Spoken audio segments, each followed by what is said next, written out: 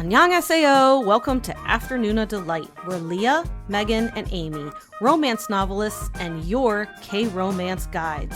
So grab some dekboki and listen to your new favorite unnies. So, hey everyone, we have a special edition of AfterNoona Delight today, and I cannot tell you how excited I am. So first, I just want to say hello to our guest hosts from Boys Love Boys Planet. Can you just say hi? Hi everyone. Hello. Can you just say who is who for everyone? Yes, these are two male voices that you're listening to. Yes, you may be shocked to find out that these are men talking.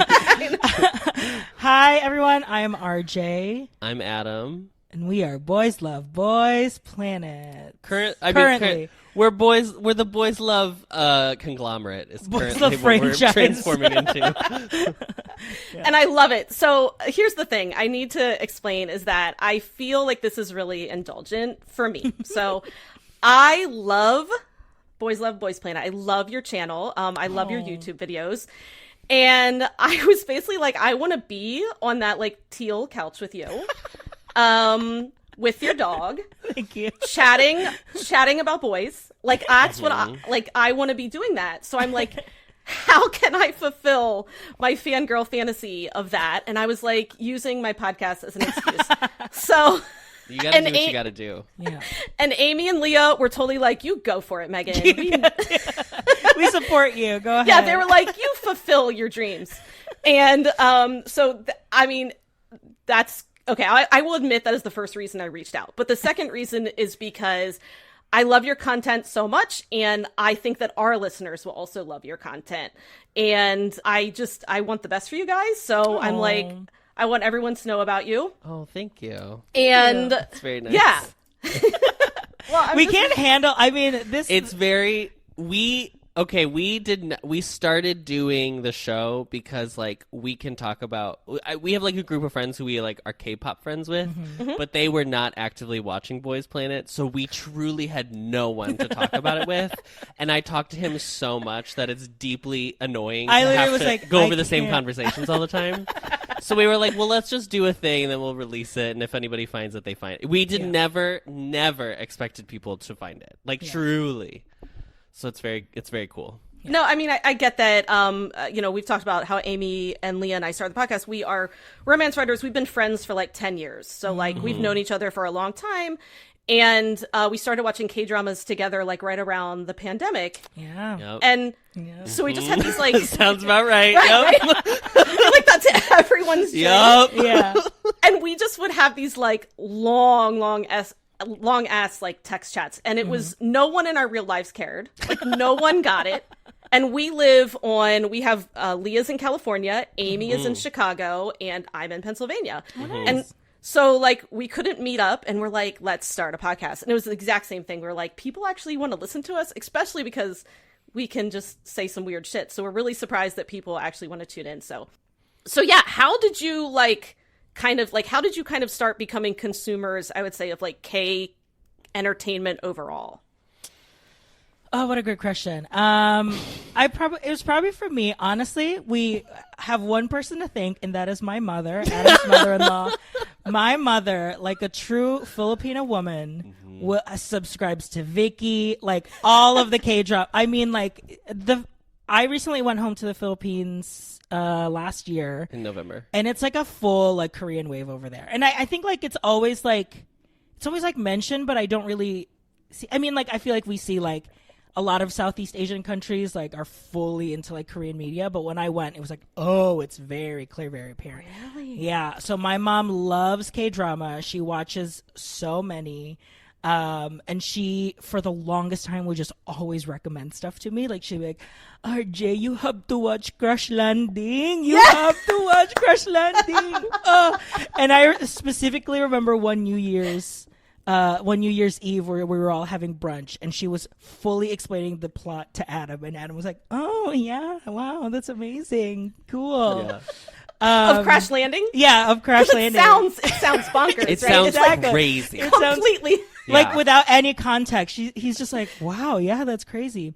And then, yeah, the pandemic happened, and I was like, you know what? I'm finally gonna give it a shot. Let me listen to my mother, and for once. And I literally, as soon as that first episode of Crash Landing finished, I was like, oh, I'm in. You're like, oh, so this is gonna be my obsession. Oh, Yes. okay. So like now I've fully become her. Like we'll text each other all the time of like, have you started this one yet? Have you started that one yet? And so it's very sweet. I found out that she did the same thing to my sister too, because when I visited my sister, she had what's his name from Hometown Cha Cha Cha? Kim Sun Ho. Yes, she had like photo cards of him. I was like, oh my God. I was so surprised. That is awesome. Wasn't that kind of like a nice bonding experience though with your family? It was. Yeah. It was. I mean, I think because like we like grew up in like we did musical theater, like we were theater students, and so like I guess I always felt I didn't really have like nothing that my mom and I could really geek out about, and I truly feels like this is like the one that I was like, oh yeah. So it like literally grew from there.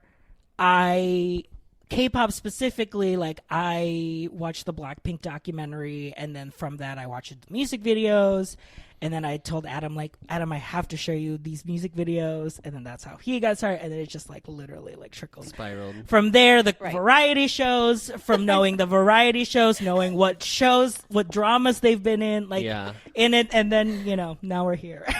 I mean, it's the same. Yeah. I will say, you mentioned the Philippines, so we do have some listeners from the Philippines. Oh, cool. And Kamusta? Kamusta, everybody? Hi, kamusta? So we did a podcast on Hometown Cha Cha Cha, and we had a listener who's a dentist in the Philippines, and she's like, I want to talk about kind of like the dentistry. So Leah did like a quick interview with her. I am telling you, at the time, that was our best listened episode by like a mile. Like people loved it. Was just so funny. We're like, thank you. It was just we were so surprised. It was like this interview with a dentist about Hometown Cha Cha Cha. It was so cute. Yeah, so same with you. Basically, Adam, you got sucked into it. So RJ was watching. He was like got into Blackpink, and I watched the like documentary thing with him, and then we did the live concert, and I was like, this is fine. And this is not a comment on Blackpink. Because Blinks are crazy, so I just want to be clear. They are not a comment on them. I like their music. I think it's like a bop. I like to shake my little booty to it, but it was like not hitting. And then we watched What is Idol? What is Idol? I think it was Idol by BTS, and I was like, what's the colors? And then we watched Dynamite, and there's specifically, I can tell you the exact moment my brain transformed. Yeah. In the Dynamite music video, after the bridge, or right before the bridge, it's like after the bridge, when Jimin jumps on Jungkook's back, I stopped being able to understand what was going on. And we went into a period, I can't even talk about it. It's so crazy. We went into a period of like 3 weeks where I wasn't like eating because I was so irrationally consumed with everything that was happening. And also like, because it was obviously BTS, there's so much content that I was like able to catch up on. Right. And meanwhile, this is like totally off topic, but I was leaving my career at Walt Disney World at the same time because during the pandemic, that's where we worked. And I'll just tell you that it was not the most ideal place to work during a global pandemic where you're telling Floridians to wear a mask. So I was like falling out of love with one thing, and I am very much like I'm all in or I'm not in at all. Yeah. And so I like stumbled into it. Like 2 weeks later, I bought the like Mattel Barbie dolls. Like it was so crazy. And RJ finally at one point was like, "You need to write down what your experience is because you seem like you're going insane." And I was like, "Okay."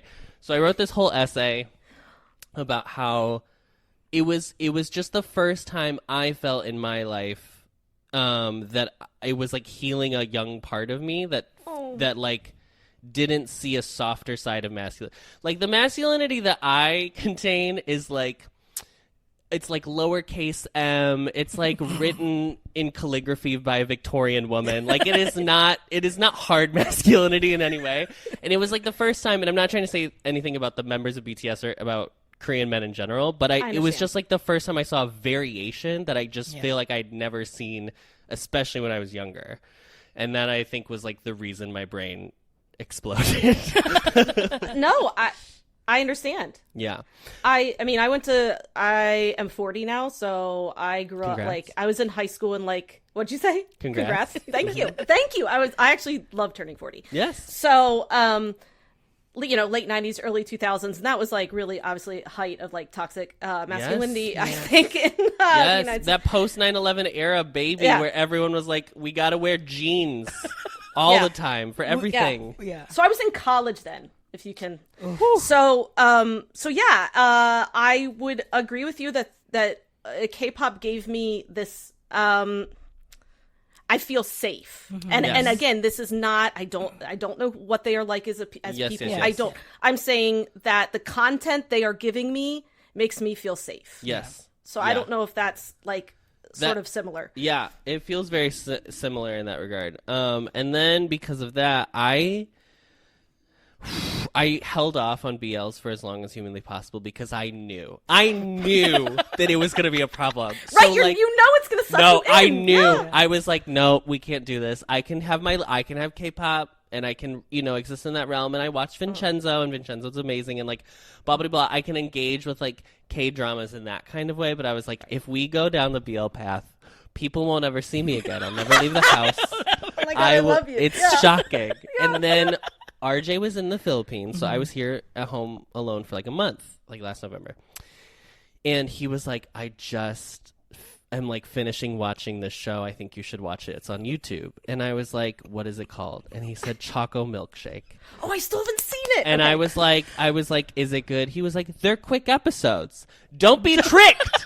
Don't be tricked by the quick episodes. Because sometimes you'll be like, oh, it's shorter than like a regular K-drama. Because sometimes you're like, K-dramas are so long. You have to like, you have to actively watch. You can't just listen because famously I don't speak Korean. So you actually have to like be engaged. So he was like, they're like 10, 15-minute episodes. I was like, okay, I'll watch. It'll be fine.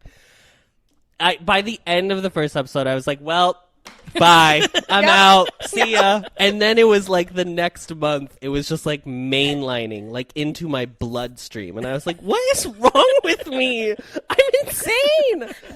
So that's my journey. I truly feel like you're like me. So Leah is the main army of the podcast. Okay. I have slightly resisted. So I'm actually 18-y. I'm a huge 18 fan. Oh, yes. I've seen them in concert twice with my daughter. Like Songhwa bias. With the corset. Oh yeah. So anyway, yeah. and I think I've resisted ARMY, and it's because I know my personality, and like I'm afraid of just completely losing myself, and and like I don't. Well, so because Leah obviously is in a tizzy this week. It's Yoongi D-Day. Oh. Yes. A lot's going on. She's like gone. Like Yeah. she is checked out. Yeah. We're actually going. So a bunch of like podcast listeners. We're actually going to Oakland to see him. Cool. Somehow, I mean, the power of ARMY. Okay, because I wasn't involved sure. in any of this. Someone got a suite, and like I don't even know. So we're in a suite. Apparently, I don't know. I'm from Pennsylvania. Are you Philly or Pittsburgh? So I'm actually flying out of BWI, but Okay. I gotta because I'm like Southern Pennsylvania. So I gotta. okay. I'm going there for literally 2 days, and then coming back because I'm like, sure, why not? I'm doing the same thing Adam's with doing the TXT. same thing with TXT. Somebody who watches our show was like, do you want to come with me to see I'm on the floor for TXT in Atlanta? And I said, baby, let me book these tickets. Honey, I Booked would and too. blessed. Yeah. TXT that's another group that I'm like, I could go down the full. Didn't you have a Bomgyu shirt on the other Yes, day? he did. And I was like, He's oh, not we even my get it. bias. And whatever, it's fine. I can't Who is talk. your bias? Who is in My TXT? bias in TXT is Taeyun. Because he gives the most musical theater energy. He does, doesn't he? Yes, His he like does. He can't help. He can't help Yes. but smile too whenever he performs. Like even when he's like doing a more serious number, he's like smiling. Yeah. Ugh, it's so good. I feel like I haven't picked one in it yet. I'm like having issues trying to pick. I love them all. I mean, Yeah. Yeonjun gets like he does get something in me, but send it I anyway. Unthinkable things. Yeah. this is so See, this is hard. I could have birthed TXT. Like, Yeah. like I mean, I could have like conceived them on prom night. So like, it's very hard Yeah. for me. Like, So a lot of these guys, I like treat them like babies. Like I'm like, not that they're babies, they're full grown men. Of course. But I still want to make sure that they're fed. They're okay. And they're Yes. sleeping. Yeah. I feel the same way about Sunwoo and Hypen, where I actually I gave birth to Sunwoo. I am actually Sunwoo's mother. I don't know if he knows, but I know deep down. I love it. I've never cared more about an idol than when I like fell into Hypen and fell into Sunwoo, that I was like, oh no, I would actually, if Sunny was like, this person hurt me, I would be like, well, let me get the Glock out. Here we go. Yes, I'm going. I'm going to jail. Yeah. Oh, I love it. I love it. I feel like, yeah. See, I get you guys. I do. I feel like I knew it. I knew it watching your. I feel like, is that weird because it's like parasocial relationship? But I'm like, I would. Oh, girl, totally we get do it all. That's girl. What that else? is- What else is left there to do? along. Right? What else is I'm there? not engaging in the real world. It's fine. Who wants to do that? No. No, Gross. not at all. Me too. Sometimes I think like I am so like sometimes my husband's like, "Are you listening to me?" And I'm like, "No, I am not." I will say it would. I think it would be very different if RJ and I both were not into everything together. Right. Right. Yeah, because you are married. Can we say Yes. you're married? Yes. I was like, we should say that because I told before we signed in, I was like, I totally did. I'm that bad. I'm like, I thought you guys were roommates totally until I saw. Well, How long have you been married, by the way? We got married in 2019. 2019. So 4 Okay, years. so like, yeah, that's But awesome. we've been Right dating. before the pandemic. We've been dating since like 2013. Yes. Yeah. Oh, so it's wow. been a while. And we've been Yeah. friends since 2010. We've been friends since 2010 because we were Oh, wow. we were actually we were roommates. roommates in college. See, there you go. So we were at one point. You're not right. And what is married people if not truly the closest of roommates? I mean, when you say it like that. I've been married almost 17 years. He's like, I got married really young at like 23. He's just, Oh, wow. yeah, he's my roommate. Yeah. I love him, but he's also my roommate. Okay, I'm sorry. Did I cut you guys off? Because were you going to say something? I'm sorry. Oh, no. I was just Okay. saying it was Like- nice that we both are into it. Yeah. Yeah. Oh, right. Oh, yeah. He's like, I'll just tell a quick story. So Yeah. I am I am not a robot, which I don't know if you've seen. If not, please do it for me. Okay. I know it sounds absolutely fucking bonkers, the premise of I am not a robot, but it's brilliant. Oh, I don't think I do. I know. It's on Viki. Okay. Okay. So I lost about 3 days of my life. Like, I don't remember him because I literally just, all I did was like binge I Am Not a Robot. And at the time we were moving, we were getting ready to move. So we were like doing like renovations in our house. So I am upstairs in our bedroom crying so hard. I can't see. I cannot see. And my husband comes, he thought someone died. I'm dead serious. He came like into the bedroom because he thought I was like on the phone with my mom and someone died. Yeah. And I'm like, K-drama. And he's just like, what the fuck? So he's like, he leaves because he's like, she's off the deep end. And he steps on, we were fixing up the house. So he stepped on like some sort of construction thing. And I hear this like guttural, pained holler. Oh, no. And I am like, oh my God. And I don't want to put down my K-drama. But I'm like... And that's 17 years of marriage. That's honestly, baby, that's what that is. So I am so like, funny. but I hear more groaning. I actually thought he fell downstairs. So I, again, have to, and I need you to understand, my eyes are swollen shut. Yeah, They're yeah, yeah. slits. Yeah. My face, I'm dripping. It's dripping off my chin. Yeah. I go downstairs and there's a blood trail Oh my God. to the bathroom, and he's sitting on the toilet, and he like with the lid down, and he's just like, I need help.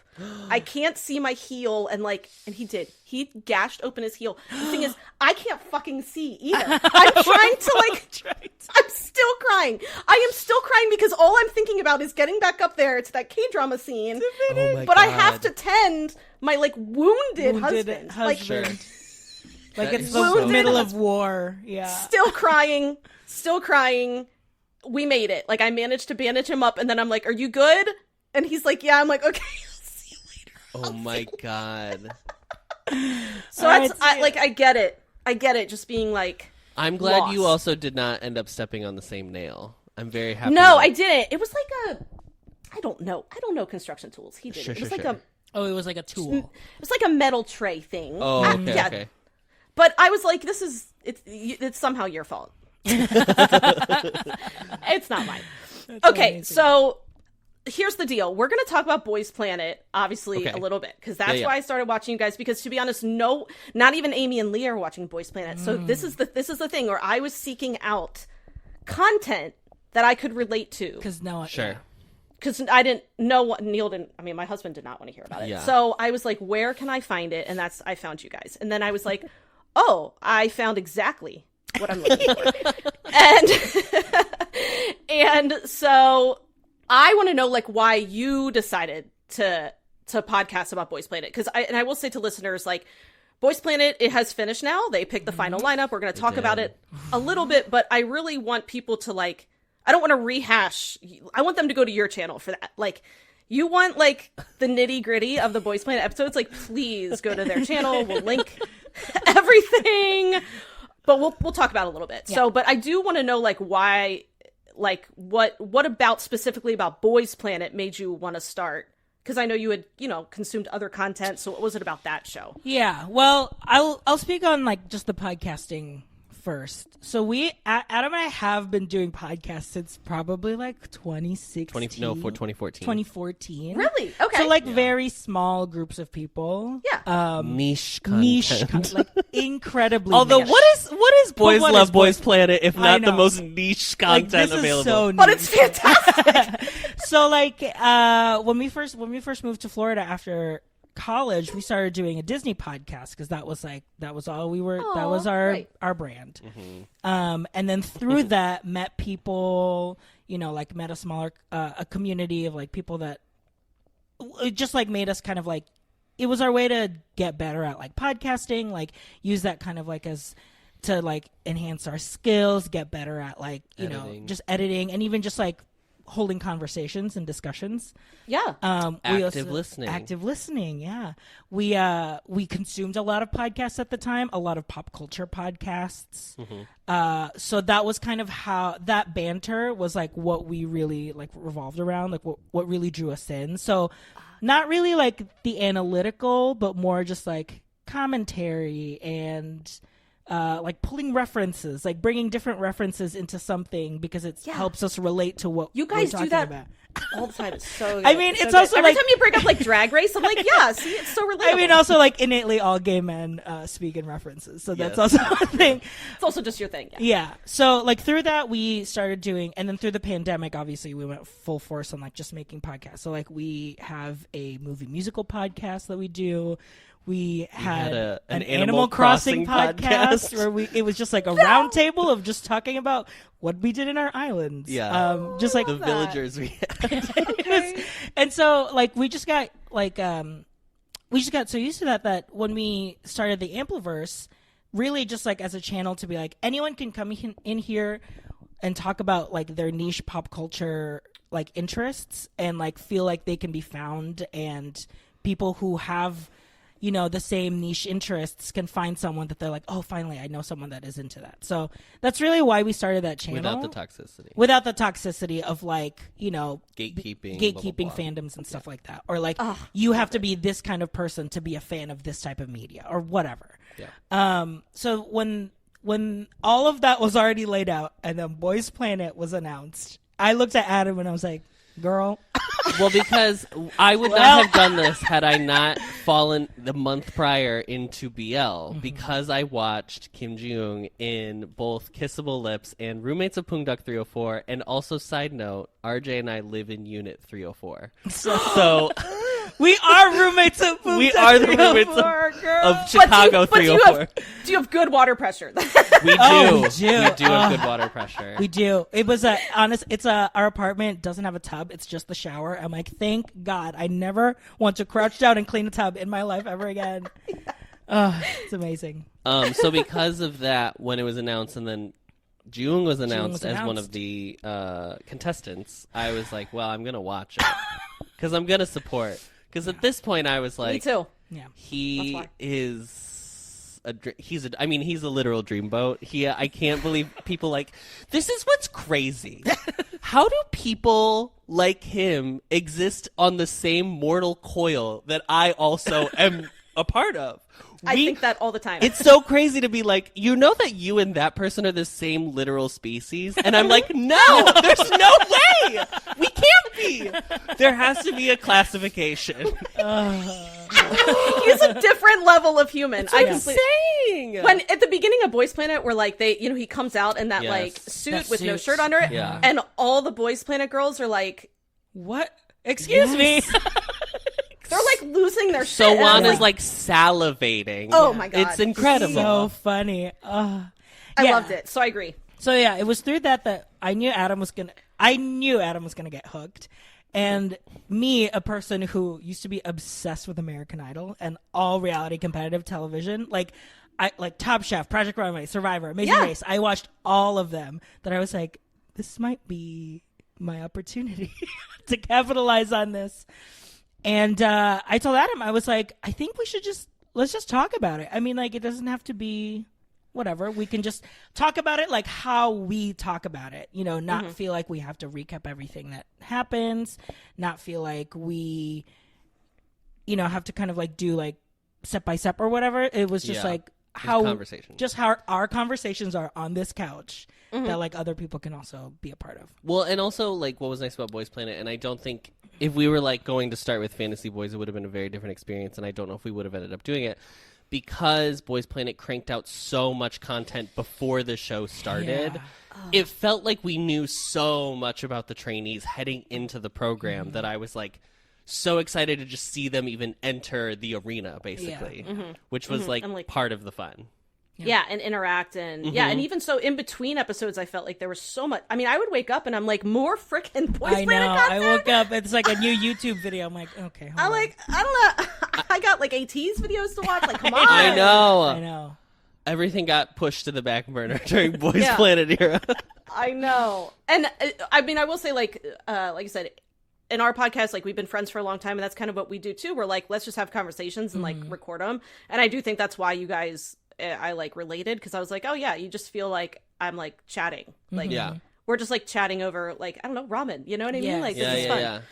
And I like the idea of what you said. One thing that we really strive like in our podcast too is like we want to create like a community where like joy, there's no guilt involved in joy. Like we just want you to, there's no guilty pleasure. I am a strong proponent of there is no such thing as a guilty pleasure. Anything that brings you pleasure, as long as it's like moral and ethical and whatever, is like good for you. That there is no reason to be ashamed of like anything that you find comfort in, because there is so much in the world that is made to bring you discomfort that why would you turn your back just to like not seek out said comfort? Anyway. Whatever. No. I mean, obviously, as romance writers, we get that a lot. You don't want me to go on my romance and rom-com diatribe, because I will do it. And how media constantly. This is literally. Hold on. Go ahead. Do what you want. This is okay. It starts with the idea of like how the Beatles are now perceived as like,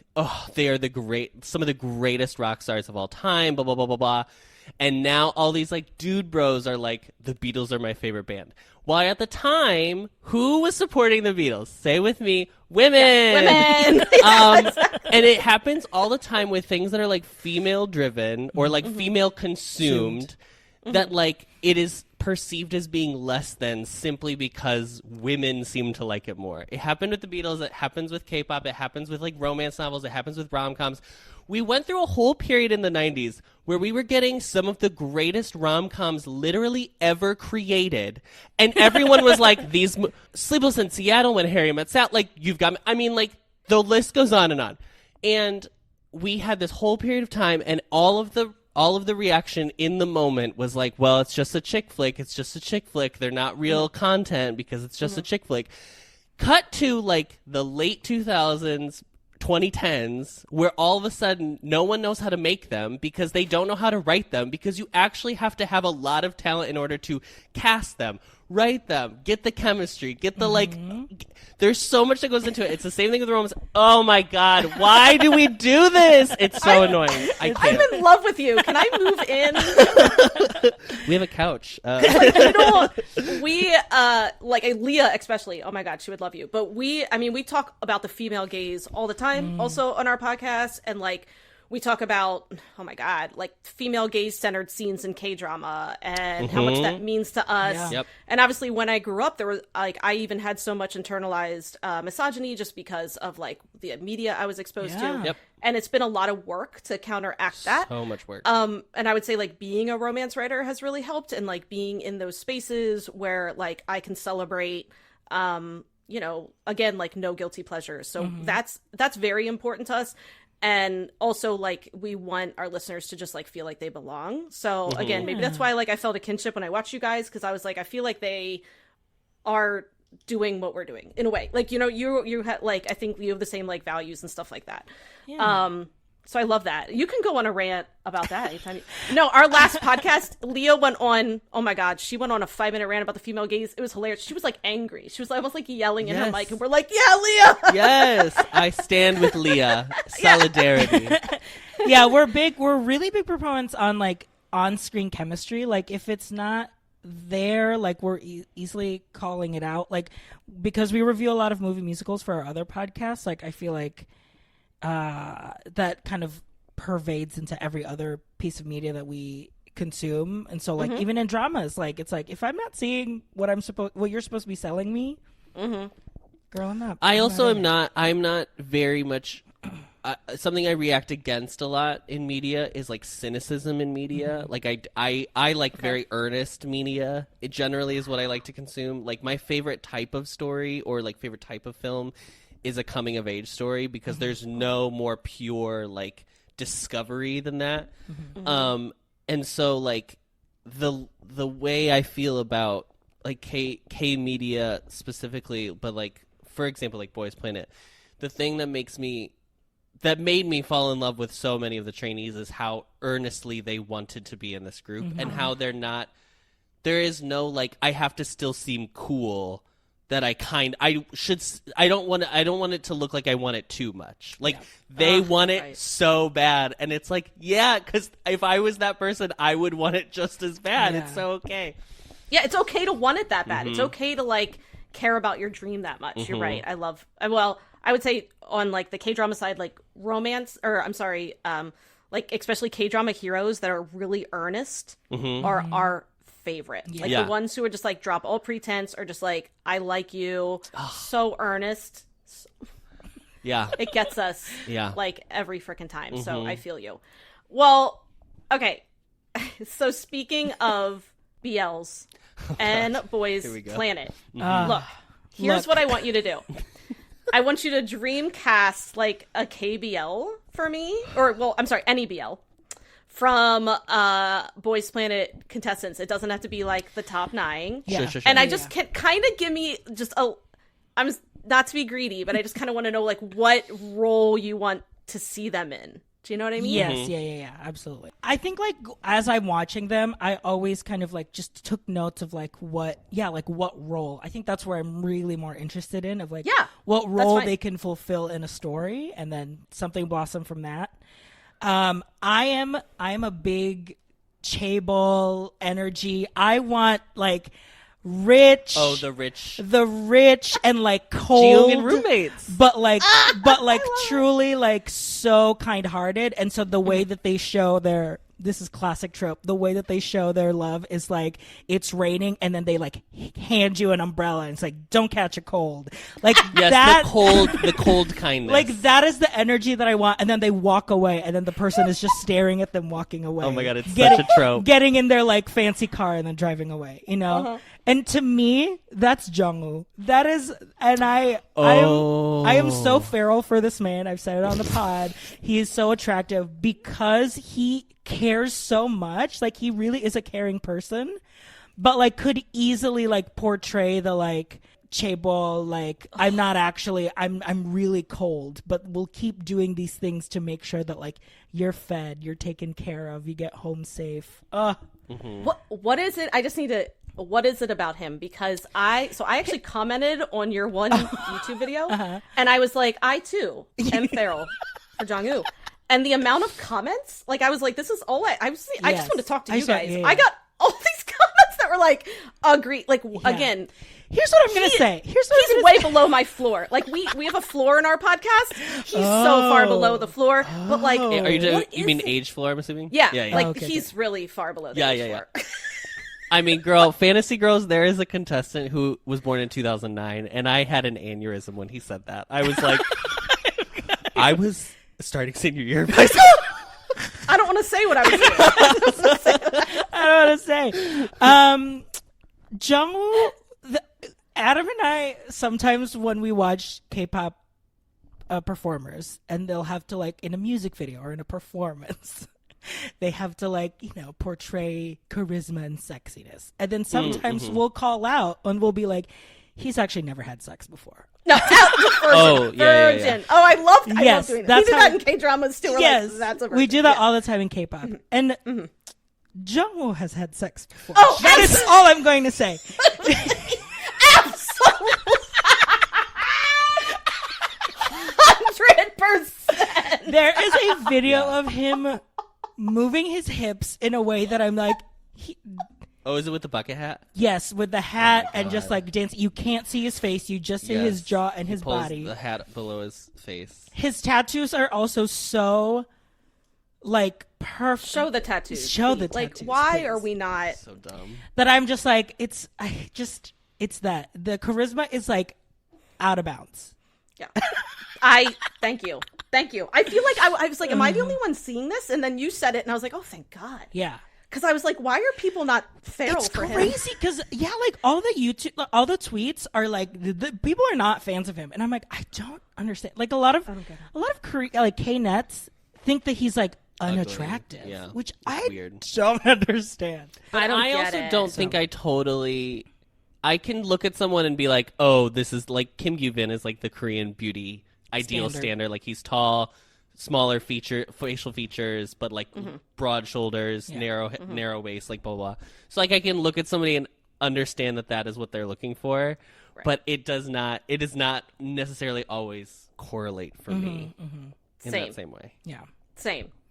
So yeah, that's what I would cast Jungwoo in that. I wouldn't know who I would partner him with, honestly, besides me, obviously. I love it. As like, and if it was me, the plot would be like, it's my first catering gig. I get to cater like a show, and then he's like, I need to know who made this. Oh, and then he calls me in the dressing room. And what he's did like, you make? Food did you make? Yeah. Like a dessert? Yeah, I would say a dessert. Even though I'm more of a savory person. Yeah, he's a savory. Okay. I'm gonna say it's a dessert because we have to make it sweet. Yeah. It's gotta be sweet, pretty for the show. Sure. And then he's gonna be like, I haven't had this since my Harmony made it when I was Dude, you got it. And then he'll be great. like, can I? I'm actually I have to like go to my family. Will you bake a cake for me? And then we just It's a will they won't they for the next 12 episodes. They will. And they will. On episode 12, and it'll be one fish-eyed kiss. Oh, but it's okay. You know what? I will get one dry kiss, and I'm gonna shake his hand and say thank you so much for your work. Can you imagine? Oh, he's got to be. I just want to say he did post on Instagram that like he and Kata are working on like a song together. I know, I saw that. And video, I'm so because I love Kata. So I'm Kata's great. Yes. Kata was done so dirty by the nation of Korea. I hate to say it. It's shocking. Yeah, I agree. How about you, Adam? Could you imagine caring about height to that regard of a person you'll never meet? You know what I'm saying? I'm 4'11". So. Amazing. Tall king, Kata, for you. I usually dated short guys, so I like he's for me. So Yeah. even though again I could have birthed him probably. I mean, Probably. I have a son who was born in 2010. So. Oh my God. So in 2009, you were pregnant with your son. Perfect. Well, I can't wait to see them in Fantasy Boy season 3 next year. Oh yeah, your son. Yeah. Yeah. Start those Korean lessons Not a now. musical bone. Oh, Not a musical bone in his body. Does not know. Could not find a beat. Listen, neither did Anywhere. Mingyu, and look how far he got. You know what I mean? They tried. How about you, Adam? Yeah. So I think I'm similar, where I have a character trope that I really love, and it's I think I see it actually more often in standard K-dramas, where it's like Straight. it's like the messy main girl. You know what I'm saying? Uh-huh. Like she's Love like a messy klutz. main girl. She Oh, yeah. can't hold it together. It's Chaungi for me, because Chaungi has the biggest eyes I've ever seen, like just saucers. Yeah. So the scenes where he would It's giving like a little not Goldie Hawn. Yeah, Goldie Hawn. yeah, Goldie Hawn. Yeah. Yeah, like Overboard. Sure. Yeah. Oh, Overboard. I love Overboard. Oh, I love it. But like those scenes, like the romantic scenes, I think he would be very sweet, because he'd like be looking up at whoever it is and blah blah blah. Oh. But also like he would nail the comedy bits of like tripping over a thing or like walking away and falling down. Like it would be so good. And you can only have someone to partner him with who would be like effortlessly charmed by that. Like those are the best, where it's like a man who just can't help himself but love the girl who's like a little bit of a mess. Oh, it's Right. so So good. I also love that trope. Yeah. And I also love Eungi. It's, the first time I ever saw Eungi was a YouTube video when he was still with TO1. Mm-hmm. And it was like the Edward Avia, his channel. Oh, and he, yes, like, yes, Oh, yes. Okay, so he interviewed them. I don't remember. Sorry, TO1. I don't remember anyone from that group, but I remember Except Eungi Ungi, Yeah. from this video because he. Is that the one where he says the baddest? Is No, it that it's interview? it's the one where he's like, because they were asking their positions, and he was like, "I'm visual, I'm rapper, I'm yes. dancer, Yes. I'm center." And he out dances. They're like their main dancer comes out and he's like kind of more of like a masculine, aggressive. And then Oogie comes out and he's just like full pop. Oogie. Yeah, Yes. full absolutely. pop in, and I am like, why isn't this guy? This guy is a star. And I remember, and then when I saw he was on Boys Planet, it was like him and Ji-young that got me into Boys Planet. Mm-hmm. He's great. He's That- so charming. Why didn't I think of him as like the mess? That's a great role Yeah. for him. Yeah, and he would nail it. He would be so good. There are specific tropes that I love within BL, and they're like more moments than anything else. Like there's always a moment where one has to tend to a wound. Someone The tends to a best. wound. The It's best. amazing. I will say the one from Unintentional Love Story with like the sores all over the back. I didn't need to see that. Okay, I'm literally. I started it last night. Okay. Okay, well, episode 3 or 4, I believe. Look out, because they show like It's full shingles. like shingles. Shingles. And like the makeup And, like, department had fun making them. I can tell you what. Because I was like, I don't know. I could have just seen him applying it, but didn't need to see Right. where. Anyway, I love right. that trope. I love the Love it. they both have wet hair, so one of them dries the other person's hair with the drying towel. the hair. the drying of the hair. The That's drying my- of the hair, all my favorites. the washing All of my favorites. Christ's washing of the feet, and the drying of the hair. It's truly incredible. Always with the feet. I know. Oh my god. Oh my god. You're picking all the good stuff. I'm trying to think of Yeah. other ones that I really like. Those are like the big And two that I always obviously shout out. I mean, the fake fall is like everywhere. Oh, like, the fake tripping fall. into each other. That's, Yes. That's Across all spectrums. Yes, love is love when it comes to that trope. Yeah. Lin-Manuel said it best. Love is love. I love it. Those are great. Who would you pick? I mean, it's really hard for me. I'll be honest. Like, it's hard for me not to pick like anyone but Ji-young. Like, Yes, I I can know. do. That was like, it's, my first thought was him for sure. it's so hard. See, now you said Jung-woo, and I'm like, oh, he would be so good. I could actually see Matthew as like, I see him as more of like reluctant. Like he's like he is with the boss, and he like, his boss is like kind of like dominating and a jackass, and Matthew's just trying to like. But he's kind of like snarky. Like I want to see Matthew in like a snarky role, but then he has to like be cute sometimes with that smile, and his like intimidating boss is like, oh my god, like The new employee. I'm falling for Matthew this is the new employee. Yeah. guy. Yes. Oh, I love that drama. By the Yes. way. Yeah. It was so good. I love that drama. Yeah. Yeah, kind of like that. Yeah. I would see Matthew in that role as like the new employee. He's like kind of earnest, but he also like snarks back. Yes. Yes. Yep. You know? Great. I mean, Matthew with the back tattoo? Like, what? What? I know. Because I was like losing my mind. I'm like, wait a minute. Suck my chew. My brain broke when he, in the pajama party, like lifted, I don't remember who. It was like a fan meeting. Oh, it was a fan meeting? A fan meeting. Where he's got a tattoo and he has like a bicep tattoo, and they were playing the like you step on the piece of paper, it's folded up. They were playing that game, so both of them were hanging off his biceps, and they were like, when did this happen? Right? How big is Matthew? Wait a minute. What are they hiding? Yes. Like, what are all of them hiding? So I loved it. Okay, so again, I love your podcast because you guys are smart. I relate. Or you guys are funny. I relate to you, but you also say like some, you get into like deep conversations, and I love that you don't like shy away from that.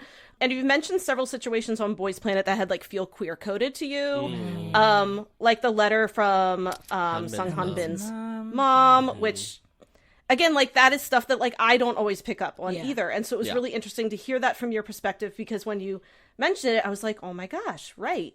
And I guess so, like, what are some of your favorite moments that made you, feel seen, that you identified with? And, and I just want to say, too, like, I remember you kind of went on a little, like, diatribe. A diatribe, you could Adam, say. and I feel like you, like, apologized for it. And I literally wanted to reach through the screen and be like, don't apologize. Don't. Because especially because I saw some of your comments. People are like, thank you for that. Yeah. That really meant a lot to me. So I just want to say that. Don't apologize. It was received a lot. I thought it would be received fine. I didn't think like on YouTube we never really get any. We're not big enough to get those type of comments yet. Which I don't want to get to that. No level, one's really. gonna watch like a 40-minute video to be like, wow, like watch it and be like, wow, I didn't agree with that at all. Yeah, at 27:34. Yeah, true. So I didn't think it was going to go over too poorly. It went over definitely better than I expected it to, though. And I thought that was very lovely that people were like felt reaching similarly. out, and like felt like less shameful of them consuming media too, because it's like, oh, then it does make sense that like I get a sense of comfort watching like the boys like congratulate each other or hold each other or laugh, Yeah, I think the biggest thing is like. It's totally okay if you don't see it through that lens, right? Because it would make sense if you are a person who's not queer to not see it through a queer lens. That would be crazy to watch. To be able to, it would be very impressive if you could code switch your brain that easily. But right. I think sometimes people, I think take an interpretation of something. I think this happened a lot with like Jimin's most recent comeback or his like solo release. Was I think there was a lot of queer people who felt that it was saying something kind of that they interpreted something queer specific, and I think a lot of people took issue with that because I think at the end of the day they think that a queer person is saying that is what the song is inherently about, as opposed to like that is how I'm interpreting this song, because like we all have our own interpretation of what the song is. Does that make sense? What I'm saying? Yeah. No. You're saying like I'm allowed to interpret art and media how like through my own lens, and I'm allowed to do that. I mean, it does come back to like death of the author, which like is a whole other topic that I'm not going to talk about today. But like to an author. It's okay. But it is at some point like when you are an artist and you create your work and then you release your work, it stops being just your vision at that point. And it starts I do believe that as an author. Yeah, correct. And so I think some people, and this isn't to shit on anyone who's young, but I think there are younger people who haven't had the breadth of lived experience that like I have at 31 years old, there are things that you've done that I have not experienced at 40 years old and stuff like that. And I just think that it's harder to wrap your head around like nuance, so specific nuance when you're that young. I couldn't have done it at like 18 years old. I couldn't have either. At all. Yeah. But to go back to your question, I'm so sorry. No, it's okay. I would say like I loved the Sung Hanbin letter. It really, that stood out to me in that moment as like, I don't know what it meant for him, but for me, I was like, the idea of a mother writing that in general, I think is still like hugely important, and I Yeah. think sometimes it can be taken for granted by, like, I have a wonderful supportive mother, and I tried never to take that for granted, because I know there are so many people in the queer community who don't have that, and why we have to find a chosen family. But I would say, like, truly Ungi's Identity, slay, presence, just like his slay, but also in the episode where he does the they do the like dance battle. Challenge, yeah. Stop. I've watched that so many times. It's like it is. There's you cannot watch that and be like that's gay, but like in the best way, in like yeah, the most like it's obviously referencing ball culture. It's like there's so much that it's drawing from, and I think it's so cool. I do want to say, like, we shit on Mnet a lot, the channel, because we do. I do. They're bad. To myself. They're bad people, right? Yeah. It's a capitalist nightmare, but at the same time, they did not try to shy away from any of it this season. Like they really let it all happen. Interpreted as like queer, or even just like a little bit like, isn't it crazy what these boys like can do or like are doing? Yeah, they never framed it as a joke. They never framed it as like we're laughing at them. Like I was so impressed that they even just like let it happen, let alone like kind of celebrated it while it was happening too.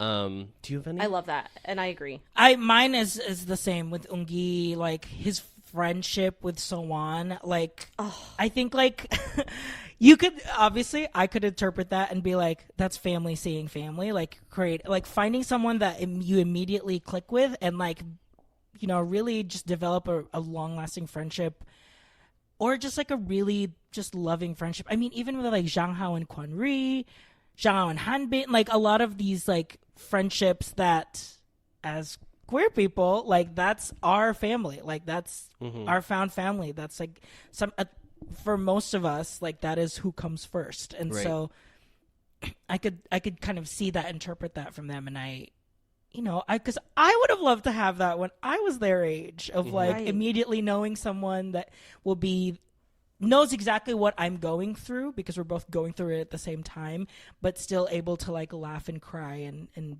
you know, be with each other because of it. And they don't feel they don't have to feel alone. Yeah. So. Yeah. Yeah. Ugh.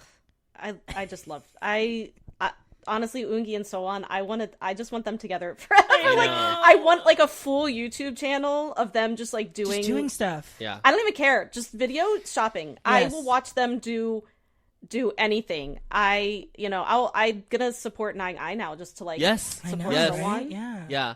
And the idea too of like we saw so much content from Boys Planet, especially like on YouTube and stuff like that. But like so much. So many people loved Ungi. They love his energy. The contestants on the show, there was not like a blockade of people who were like, it seemed that they disliked Ungi. Like he was very enjoyed by all the contestants. Yeah. They all loved how fun and how fun he made the whole experience. Right.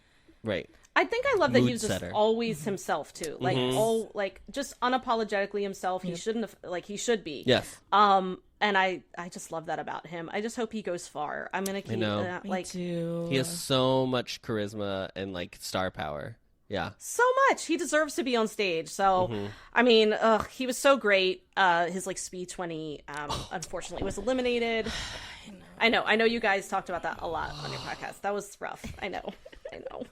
It was very meaningful. That was another big one that was like very meaningful to watch him. Right. I think there was it seemed to me that there was a level that he was trying to say like, I have been told that I am not able to be a K-pop star because of who I am. And I stand here today to say I'm not going to let that get me down. And there's nothing more impressive than that. Like at the age of, he's like what, 20? Like I could never. 2 years ago I couldn't even do that. I would be like, no, you're right. Can you imagine? Yeah, and can you imagine how many people have told him to tone it down? Oh, can you imagine? I can only imagine that was every show, staff probably. conversation was probably like tone it down, and he's just like, no, I'm not. Yeah. I agree. I didn't have the confidence I didn't have the confidence at 30. I mean, I don't know. That's crazy. I know. It's so cool to see. Yeah.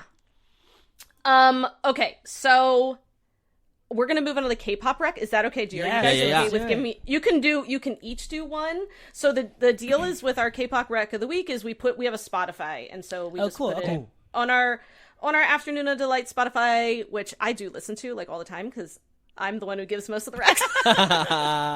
So I'm like very proud of it. So yeah, so for the K-pop rec of the week, it's going to be Adam and RJ giving us their rec.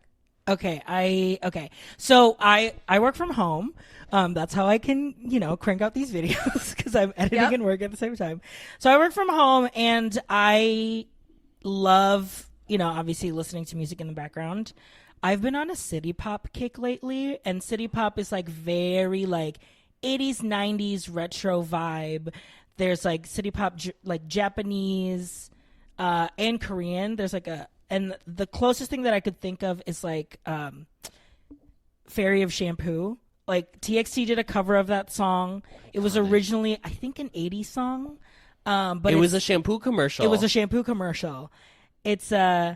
And it's such a vibe to listen to. It's such a good. It's a crime that it was like a shampoo commercial song.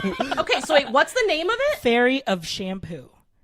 Oh, that's actually called Fairy of Shampoo. Okay. So okay, TXT does a cover of it. No way. I'm excited. But the original version too is great and just like very like dreamy retro vibes that you're like, ooh, I love this. Yeah. Yeah.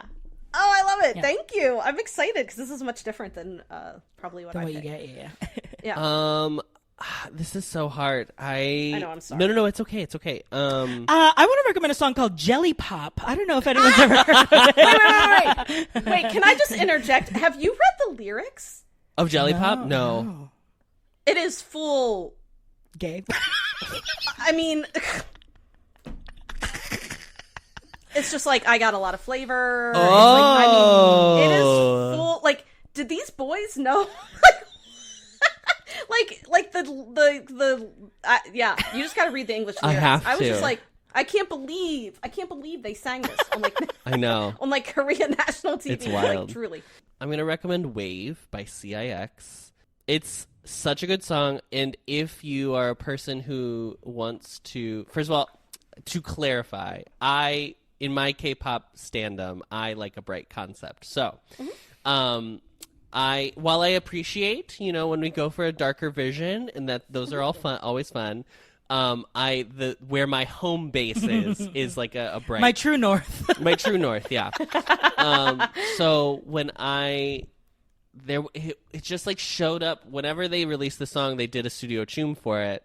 And I watched the preview, and they're all dressed in like sailor outfits, like all like dress blues with the hats. And I was like, oh no.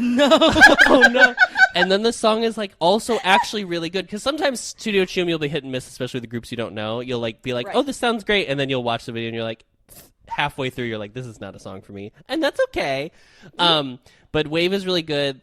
So the studio tune I highly recommend. The 4K is off the charts, and also the music video itself is really cool. And they have like crazy. CIX has really interesting lore as well.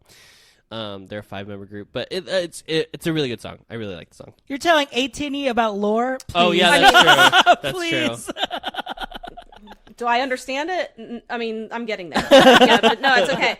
That's okay. I know. Talk about dark concepts. They can do some bright stuff, but they're really into like, let's take over the world, anarchy and stuff like that. I still love it, and I take my daughter, and she's like, "Yeah, break the wall." Yeah, like, she's 10 now. Oh, she's 10, and she's like, "Break the wall." I mean, it's so funny. It's so funny. Anyway, my little Miss Anarchist. Yeah, yeah. She is.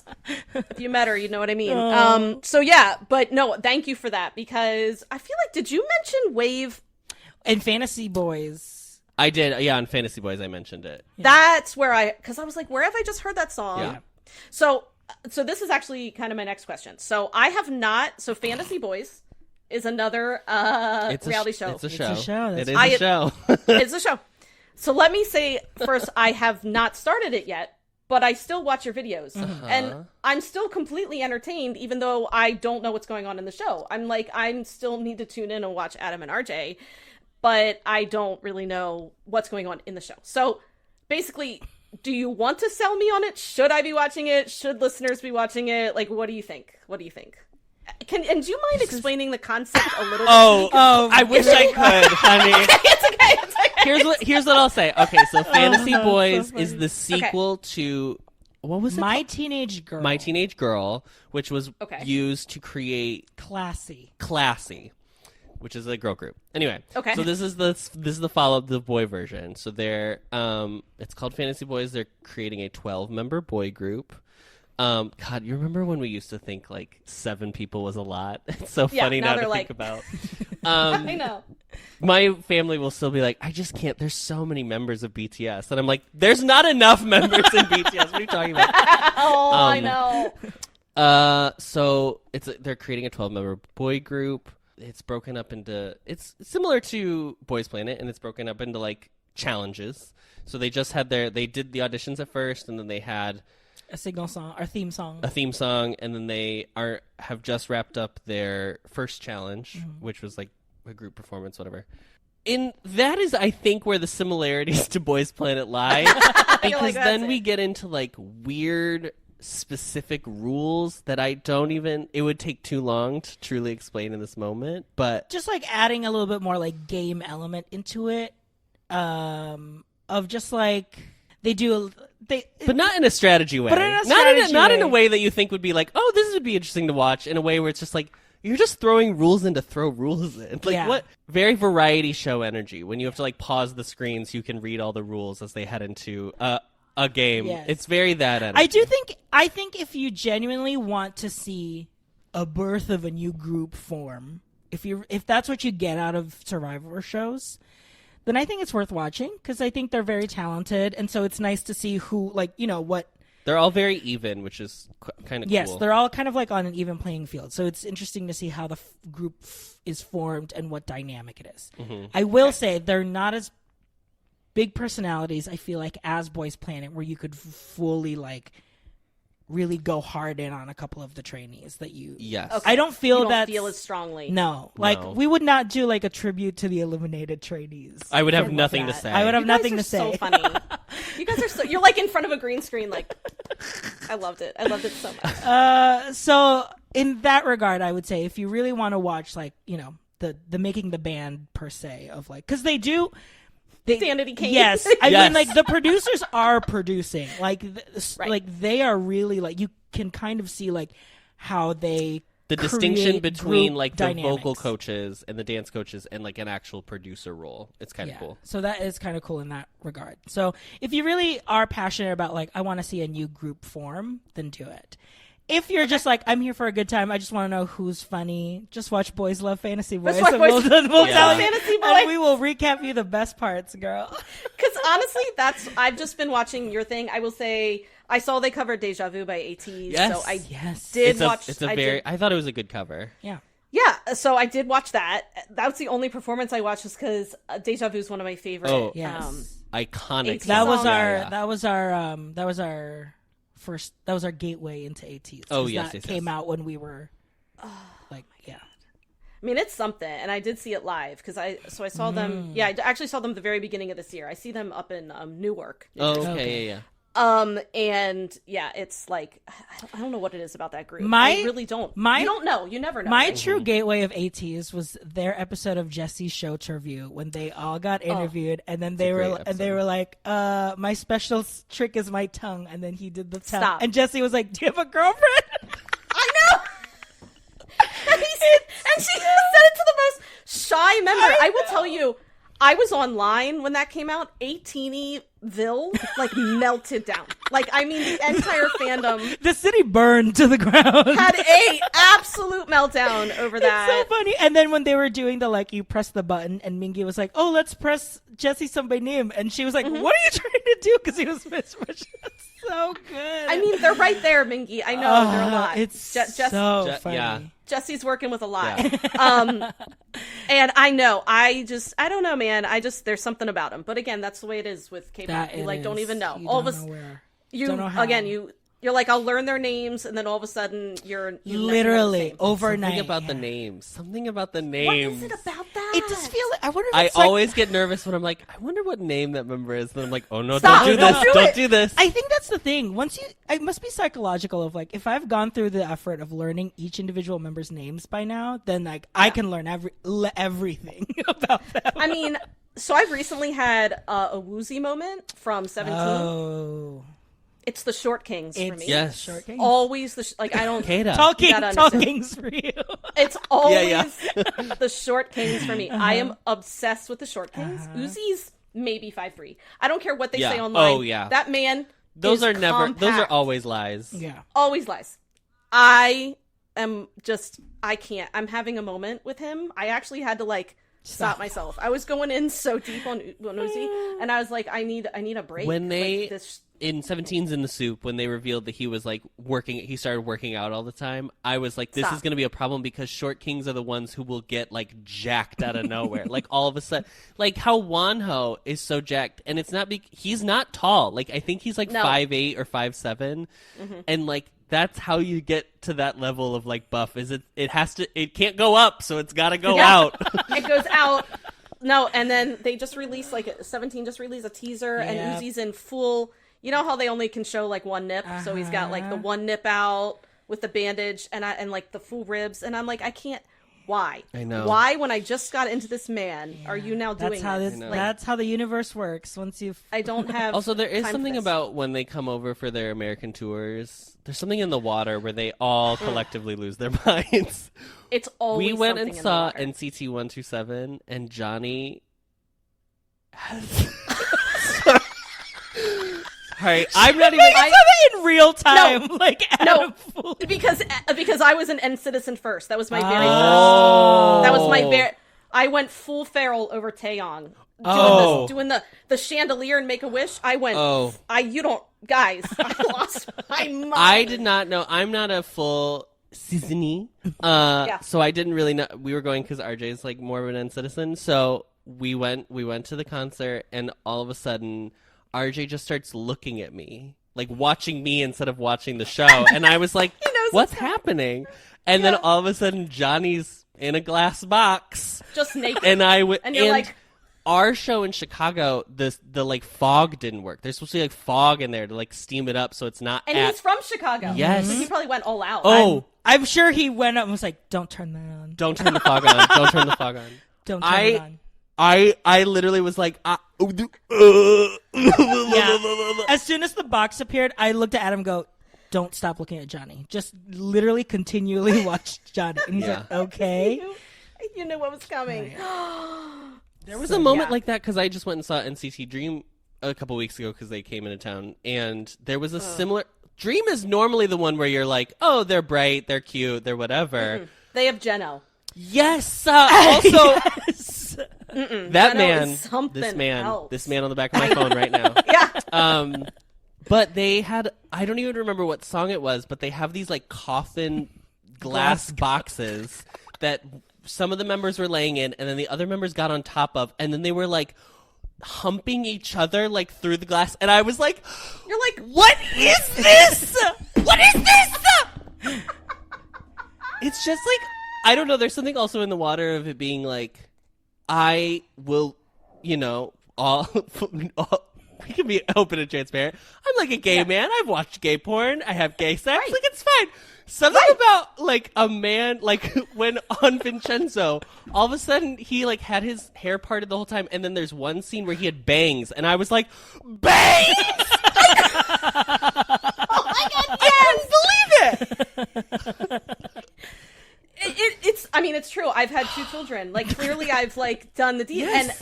But there will be a man who gets a makeover, and I see forehead, and I go... Crazy. I have, like... Yeah. Insanity. I can't. Yeah, I get wet over forehead. It's, like, how it's does truly that forehead. It's really forehead. What? Yeah, like in Crash Landing on You, when he got like the makeover, and I see forehead. I'm a big On Bo Hyun stan. I don't know. He's the only non-short king. Like An Bo Hyun is a tall drink of water. He Yumi Cells? Is that him? Yes. Yes. I've seen, I know him from variety shows. I've seen his variety shows with he was on Sixth Sense with Jesse and yes. Yeah, he's beautiful. He will get naked pretty much. Like, and you know what? Men should. Good for him. Okay. Jesus. And look, if I looked like that, it would be in my not contract. a single piece of thread on my body. I would be I would be. The thing is like, God knew that I couldn't handle that type of power. Because I would be a menace to society. Absolutely. I would be in jail right now for I don't even know what I would be doing, but it would not be good. I would honestly probably start a cult. If I had that, I think it's impressive for people who are that attractive and don't start cults. Like, it would be so easy. Yeah. Yeah. I am like 4'11" and round, and yeah, same thing. Because I think if I had that power too, I'd be unstoppable. I mean, I have too much confidence now for looking like I do. So if you gave me that, I would be like, I'd be ruling the world. Yeah. I would be getting on Bohyun. Yes. Yeah. Yep. Mm-hmm. Okay. Okay, now you guys, so you teased it in your YouTube, which I was like, I don't know. I might have commented because I was like, if you don't start reviewing BLs, like, please God. And you like mentioned it, and then you like just recently, I think I saw you posted that you are going to start reviewing BLs, which you have no idea how happy I am about it. Like, guys, The hardest part is choosing what to start with. That is so truly, I guess, yeah. So I guess what like. Were people asking? I actually am curious because I feel like were people asking? So you to review here's the real story. Yeah, This Boys Love was truly the first. That was the first idea. Before Boys Planet. Before the year ended, that's when Adam, was a hermit off a for a cliff. month and just watched BL nonstop. I literally looked at Adam and I went, "Boys Love, Boys Love." That would be the he name just of our said the podcast. words. I just said it. But we were in the line of drive-through at Sonic. Truly one of the worst places on planet Earth. We were there, and he looked at me in the car and said, "Boys love, boys love." And I was like, "What are you saying?" And he was like, "That would be the name of our podcast." That's the name and I of was the like, show. "Oh, that's good." I was like, "Oh, that's good." you're like, okay, But at that time, I was like, I don't need to talk about this. I don't need to add another podcast to my repertoire. I don't. I get it, yeah. It's cranking out content is a lot of work. It is, yeah. it is. I feel you. And I hate to say that and sound like I'm like complaining about people enjoying the content that I'm putting out, No. but like it's still for work. a thing that Yeah. we don't really get paid for. Yeah. So then we circled back once. I kept doing this thing where we share a Canva account, and I would like make a file in Canva, and I made the logo "Boys Love, Boys Love," and then I sent it to him. I sent it to him, and he's like, "What's this?" I'm like, "That would be the logo, if this was a thing." and I and was then- like, well, it's not a thing. It's not a thing. So there you go. And then Boys Planet started, and then I started a page 2 on that logo document and mocked up how Boys Love, Boys Planet would look. And at the time, I was like, the thing that made me say yes to Boys Love Boys Planet was, I liked so many of the contestants already, because at that point, we had gotten a bunch of like backstage stuff, intro videos. And also that I was like, it's 12 weeks. And we are in, yes. and then it's over. And like, I I can get commit it. to a 12-week whatever, Okay. and it's fine. Fair. Not expecting that people would ever watch it. Oh no, look what's happened. Yeah. Yeah, and like the comments on like you have a lot of comments, and when you announced that you were doing like Boys Love, like the comments were just I've seen comments on your videos that are like, I needed you to get me through this week. That is know. crazy. It's so crazy. It's crazy. so sweet and so kind. Because there is a level of like, it helps me get through the week too. Like seeing everybody like enjoying the stuff. It's like a symbiotic relationship. Yes. It is. I totally get that. But yeah, so when now that we're like, and we honestly, like, we kept bringing it up because we wanted to test the waters. Because I think, like, that was originally the idea. We wanted to see if people were interested. Because I honestly didn't know what the Venn diagram was. Like, we didn't know if it was like, is it super small because it's just, we know Jewel. Because I know people who like BLs but like don't care about They're K-pop, not K-pop at all. people, And I know obviously many K-pop people who don't like watch BLs or anything. I think there is like a K-pop to BL pipeline that I think happens more than the BL to K-pop pipeline. Yeah. But for some reason there are a lot of BL actors to K-pop pipeline recently. It's crazy, right? There's like one in every. I just found out Hong Sung-min from Fantasy Boys was also a BL supporting actor in something. Oh. Yeah, someone tweeted it to me. This is what I'm saying. Like, it's just... Wait, you saw Singles Inferno 1, right? And I saw 1 and 2. He saw 2. Okay. I watched 2. Do you remember the like lovesick puppy Yes. for Gia in the first He one? was in. He's in New Employee. Yes, New Employee, yeah. And it was driving me crazy. He's in it, and I was like, "Who is this? Who is this? He looks so familiar." And I look him up. I'm like, "Our Singles Inferno." Yes. Yeah. Sad puppy. But anyway. But yeah, so I think just from like all the responses and the feedback, we were like, I think let's just do it. And for me, what's nice about Boys Love is the series can already be done, so it doesn't feel like we're chasing the content, unlike Boys Planet or Fantasy Boys, where it's like the episode just came out, let's talk about it. Here it's like, let's throw in an episode. Control it. Yes, we're able to control a little bit of it and not feel like we're just, because that's the thing. Once you make content, people are like, now do this, now do this, now do this. Yeah. And I'm sure for you, guys, it's like, people are do like, the show now. What? Yeah. Yeah, they're like, watch Alchemy of Souls. I'm like, it's 30 episodes. It's And literally each episode is 3 hours long. Yeah, and like we did. I literally just finished. By the way, I'm puffy today because I bawled my eyes out last night. So like, because my husband just does not get it. He has no emotions. He's like a robot, and so he's just like. So he is a robot. I am not a robot. I am a robot. He's like, why are you? Because he just watches The Office for like the 5 millionth time. And so men never change. Yes. Listen, I was trying to talk to him yesterday, so and funny. I saw he like had his earbuds in, and he was watching The Office, and I said, "Excuse me, can I say something?" And he's like, "Well, I'm watching my show," and I look, look at him, and I go, I guarantee you've seen this episode 5 times. You pause that shit, That is so Jesus." funny. Anyway, so Oh my god. so he doesn't like get it, and I'm like, you don't understand how cathartic it is to just bawl Yeah. Yes. over these historical mages. Okay? You don't And get Alchemy it. of You Souls. don't get You it. don't get it. You don't know what I'm going through. Who swapped souls?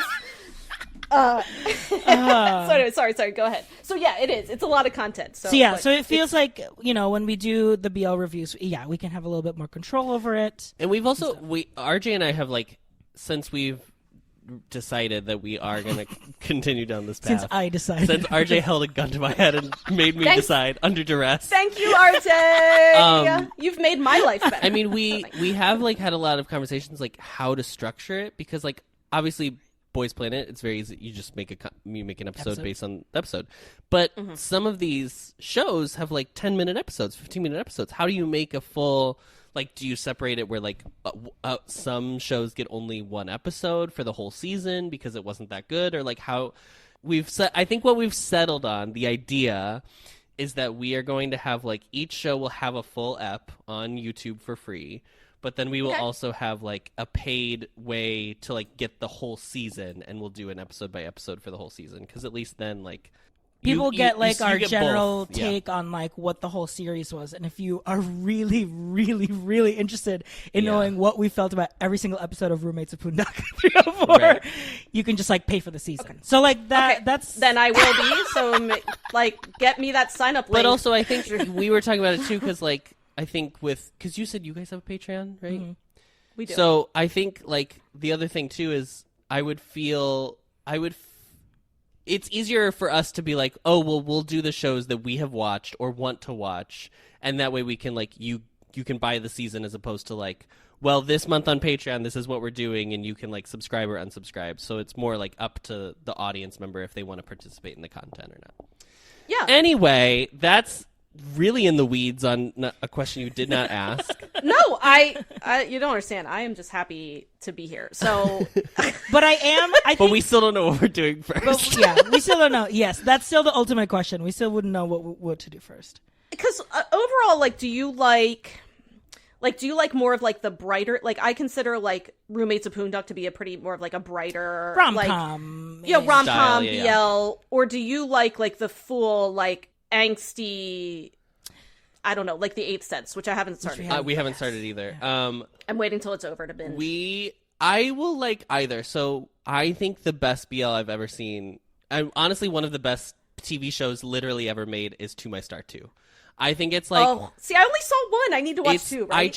It's so good, and I will say it was very hard because one ends so sweetly, and two immediately... I don't know if you know anything about it, but it's them after the fact, and they've separated, and it's like them figuring out how to come back together. And I like that, I didn't though. know going into it that that's what it was, so I was like, season 2 is just them doing couple things around town. No, it wasn't.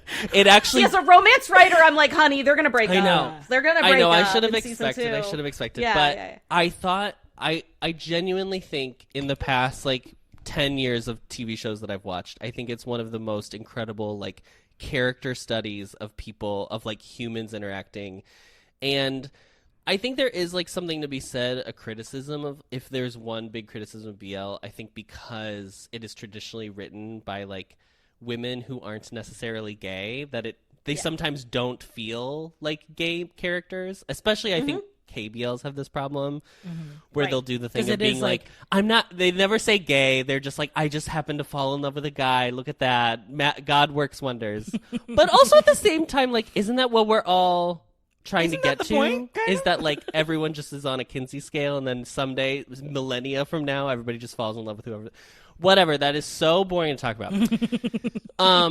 But I do think To My Star 2 is genuinely like, it is the first BL that I watched, at least, where I was like, oh, it's a K-drama, but it's two men. And it's so one-to-one, where like there's so many side characters, and there's like goofy moments on the side and stuff like that, where it's so, it's one of the best shows I've ever seen. I can't wait to talk about it. Yeah, like give me full length. Yeah. Like KBL. Like we actually really loved Color Rush. Okay, we haven't seen that Oh, one. yeah, we haven't watched that one. Okay, so I loved Color Rush because the premise was so cool. So the premise, what felt to me, like I think a lot of KBLs, like the conflict is like, oh, I'm a boy and I like a man. Yeah. And that's fine. Like it's like but sometimes I'm like, can we please give these gay boys like a meaty like conflict, like a cool world? And Color Rush was like a contemporary. It was very cool. You should watch Choco Milkshake then, because the conflict is not I'm a boy falling in love with a boy. The conflict is I am a boy falling in love with my dead dog, who's come back as a boy. It's out there, right? You have to go with me. You have to walk on the journey. No, I love that shit. But I have seen I watched Imaginary Cat with you. Oh, okay, like I've seen. Like you can't out weird me. Yeah. I write aliens. Sure. Okay, yeah. With interesting true. anatomy for a living. Perfect. Like you're not gonna.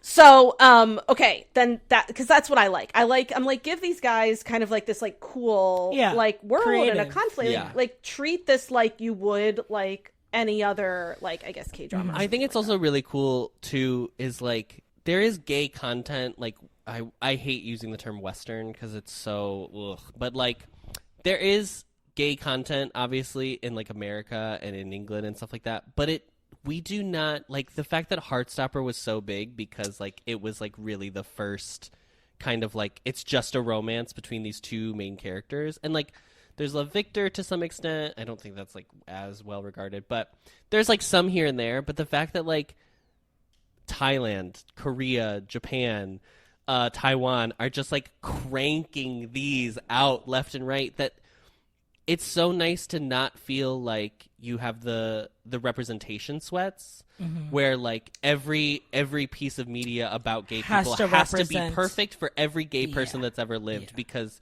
it's the only thing we might ever get, and like it has to be perfect, otherwise like nobody's ever gonna greenlight anything ever again. So like even when I'm watching something that I'm trying to think of one I didn't like.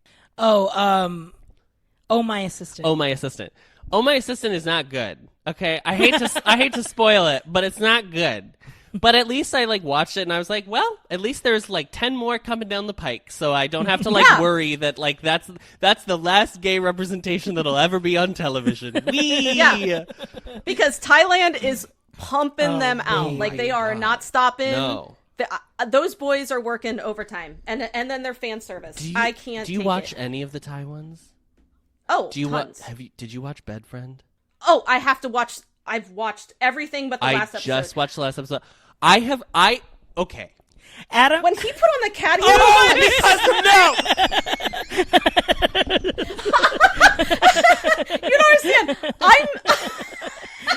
You're so stupid. For the listeners, Adam just left. Yeah, he left the room.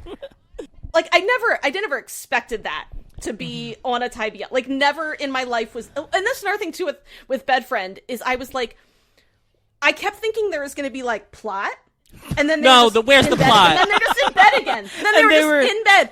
I was like, this is aptly titled. Because they are. I always literally in said bed. I watched the first, I think 2 episodes. It was the 2 episodes, yeah. And I tweeted that I was like, nothing's happening on the show. I think I replied to somebody. They were talking about Bedfriend, and I was like, yeah, I just don't like. What's the plot? And they were like, the plot is they gonna get together? And I was like, well then yeah, but that's the plot of every like that's the plot of every romance is like, are they gonna end up together? And the answer is typically, more often than not, yes, unless they die. And so I was like, that's not really a plot. It's Bedfriend. Oh, I can't. I just finished yesterday. It does end. It ends good. I'll say that. Good. There's some wild stuff happening. There was a moment when Adam, like after I think it was mid-3rd episode, he stops watching, walks over to me. When you find out about the stepdad, yes, I had to pause the TV, and I was like, we don't have to do this, do we? Do we have to do it? I know. I agree. I was like, why is that even needed? Just put them into bed. Just put Ua and King in bed. You're already doing that. Know. So why do you need this like tragic backstory? Why do you need like a rapist ex-boyfriend? Like, why do you need that? Exactly. There was too much trauma. Why are you putting? And then the boss. I forgot about everyone. Yes. Everyone. But that's the thing is like in his pants. None of it was like the whole season was this arc of this other story. No. So that's why I was like, there's arc. no plot. It's like, no. So there is like a stepfather thing, but there's also the boss, which is like the course of like 2.5 episodes. There's like, I was like, what is the show? Did I watch every minute of it? And was I like half the time like aroused because I was like, what are they showing? The Cattier situation? I messaged Leah because she's the one who watches the most BLs with me, and I'm like, Leah, they brought out cat ears. Like, you have, and a collar. Like, you have got, why are you not watching this? Because, I mean, and then he, like the whole, like, collar situation, and then they, like, fed each other pizza in episode 7, and I'm like, you know what? In the workplace, also. No, keep going. Honestly, we're never going to do this on the show because RJ did not watch it, so we'll probably never do a Bedfriend episode. One thing I have to say is, okay, so if you haven't watched Bedfriend, I think you say his name Ua. Ua? Yeah, sure. Ua. His boss basically like sexually harasses him, yes. Okay, and like tries to assault him in his office. Yeah. And there's a video. And King's brilliant idea. King is the love interest. It's like his idea to get the boss in trouble is to show every coworker the video of his boyfriend getting boyfriend. And he is celebrated for doing so. And he is like, I am brilliant that I showed everyone video of my boyfriend getting assaulted and made them write notes about it. I don't know what his name is, but the actor who plays King is another one where I'm like, we cannot be the same species. You cannot be a real person. Every time he drives, I am like, my husband drives and I'm like, you drive like it's the one strand of hair over his eyeball. Yeah, I can't. What is in the water? Oh my god. I agree. But yeah, so I have one more episode to watch a Bedfriend. Have you watched Love in the Air? No, we haven't watched Love in the Air. We have only seen Bad Buddy and Bedfriend. Those are the only two Thai BLs. Adam. I know. We just started. What's the other one? My 12%. Yes, because Santa is in it, who's in Fantasy Boys. Oh, okay. So. I've not watched that one yet, but you have to watch Love in the Air. And then you have to watch the special episode.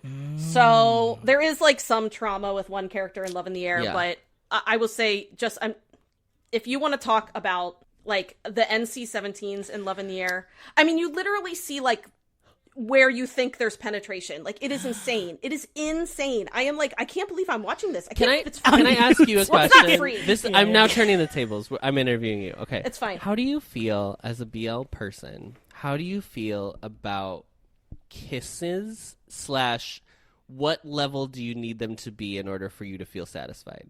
We're talking about what do you mean by satisfied? The Korean dead eye fish kisses. No. How do they work for you? I hate it. So we actually have like, I think we have a podcast called like our pet peeves. It's like K-drama pet peeves or something. And my choice, this was a while ago, But my choice was the fisheye kiss. I hate it. I hate it. I hate it. Great. I understand it's like a K-drama thing, yeah. but I mean, I want full, like you're inhaling each other. Yeah. That's what I want. Did you watch? Okay, now my follow up. Did you watch A Shoulder to Cry On? Not yet, because I was waiting for it to be over, but I heard they didn't kiss. So they don't kiss. Right? They don't kiss. But okay, my hot take. Here's my hot take, listeners. Yeah. If you watched A Shoulder to Cry On, so the two boys who are starring in it are from the same group. Right. Omega X. Yes. Right. So I think there is like a little bit of like, it seems like their management company was like, they can do everything, but they can't kiss, because then it's like, what's going on in the group? Right. Fine. Right. The thing is at the end of the show, and I do hope you watch it because I do actually think it's a good show. I will. I heard it was. I thought they were still so intimate in the last episode that I was like, and they time jump. So you time jump into them already being like into a relationship. Oh, and okay. so I was like, oh, I don't need them to kiss because I'm seeing them be so cuddly and sweet and everything else that I was like, this is satisfying that part of me that needs the kiss. Yes. But there are like they're iconic bad kisses. Like, I'm trying to think of one off the top of my... I mean, like, there's so many bad kisses. See, I will say this. I would rather have no kiss than a bad kiss. Yes. So, I watched Summer Strike. Okay. Watch that one. Okay, that is not a BL. Okay. Okay. So, that's the straights. That is... It's almost more offensive when straight people don't know how to kiss, because I'm like, come on, you like, won't do everything's it? set up for you. Good lord. So, we are huge MC1 fans on our podcast. Like, we love him. So, he's like he's the male lead, and he's like extremely pure. Like, I can't. MC1 is from Zaya with Park Hyun-sik. Okay. Oh, okay. So MC1, he was in Strangers from Hell too, which I don't know if you've seen that. That's actually really, because that's with Lee Dong-wook and MC1. Lee Dong-wook always has I think homoerotic undertones to everything he plays, and he has this like weird relationship with MC1 in Strangers from Hell. It's fantastic. Anyway, MC1 plays this like very pure. He doesn't talk a lot because he stutters stuff, and they don't kiss the entire drama. But what was interesting, I reached a point in that drama, I almost didn't want them to kiss. And I don't know why. I think because they gave me enough of the romance and the camaraderie and the like conversation that I was almost like, you know what, I know you're together now, you don't have to give me a kiss. Yeah. I think it depends, because we talk a lot about this in our podcast, I think it depends what promise you give me at the beginning. Because I think there are some romances where you allude to a promise of a very good kiss. And if you do that, then you better deliver. But I think there are other romances where I don't think they give you that promise, and then I'm okay with it. Does that make sense? Individual Circumstances ends with truly an iconically bad kiss. Like, just like two faces, just like... No. Yeah. No, nothing going on. But the main guy who takes his shirt off at one scene in the show, which that was hot, but is so hot, and I think he has a lot of charisma, but I think it's the same thing where the show seems like it should just build to the natural, like, and then they have their first kiss, and then it's so bad that I was like, And that, but also the show wasn't really written that well, too. It was like, okay. the amount of times that we've been like, can we rewrite like some of the... Oh, baby. We do that all the time. I mean, it's like, I have like good ideas, and I'm like, if only know. you change this like little bit. But so, you know, like I said, I love a good kiss, but if you feel like you're gonna give me one, then deliver. You know what I mean? Roommates was the first BL I watched where it felt like it was like a true real kiss at the end, and I was like, oh, because all the other ones I'd watched up to then were like, Yeah, you were like, these... and not bad, but they were like sweet and fine. Yeah, Adam was fully like, the two actors, Sobin and Ji-woong, are kissing. It's like, I'm not seeing the characters kissing. I'm seeing watching these two humans actors kissing, and it was the greatest day of my life. It was better than my wedding. It was better than the day RJ proposed. It was amazing. Better than my kids being born. No, I get it. I saw, it was funny because I had seen the behind the scenes too. And then you like mentioned it in one of your videos and I was like, see, oh my God, I would be friends with him, I swear. Because I was like, that behind the scenes, it did change my life. Changed lives, changed the world. It altered my brain chemistry. Lives. Yeah. And I am like, I hope he can still do. This is what I told Adam. He's in 0 base 1. He's gonna do the 2 years, 6 months, and then he's gonna serve in the military. And then when he comes back, that'll be his best bet to like either act again, you know, be in another drama or be in a BL. Because I genuinely think he knows that like I can do this. I just know that music is like now or never, but acting I can do. As I get older, I'm going to get better roles. You know, I think you're right. Did you watch our dating sim? I'm so sorry to make this into a full BL conversation. Well, no. I mean, that's kind of no. Our dating sim was one of my top favorite BLs. Yeah. Their chemistry is it's electric. You want to talk about a kiss? Yeah. I felt like I was watching Tom Hanks and Meg Ryan in the 90s. Like, I was literally like, wow, nobody has had this type of chemistry in ages. Oh, yeah. I was like kicking my feet. Yes. I was like kicking my feet. From not I was so excited. The show wasn't like super well. I mean, it wasn't poorly produced, but it wasn't grand. It wasn't sweeping. It was really kind of humble in its scope. Yeah. I actually liked how simple it was. Yes. It was a very simple story, premise. Yeah. It was kind of like a simple cast, meaning they didn't try to take on too many people. Yeah. Correct. I actually thought for a short BL, it was done like smart. Because they didn't try to expand the scope to I love a slice of life story. Like those are the books that I love to read, the shows that I like to watch. I just like, give me just a moment of what these people are. Yeah. Yeah. Our dating sim was definitely, I mean, they're two the type of, I was like, oh, they're going to be together. Like I felt that way about Remakes of Poonduck too. I'm like, oh, like this feels like a real relationship to me. Like I can see these guys like living together, working together, whatever. And our dating sim was very similar. I was like, oh, I can see this being a relationship in the future. And that's obviously always going to be, our dating sim was great. I love that trope too. Like a coder and a creative person and then like a methodical, logical person. And like the logical it's the person. semantic error. The logical person having to like do like emotions for the very first time. I mean, that is kind of me and my husband. I'm like the creative one. He's the one who like maybe has 3 emotions. That's if we're being generous. So that must be so nice. As people who are like literally our emotions are on our sleeves, like it must be so nice to be like, wow, you don't feel anything? Wow, that's amazing.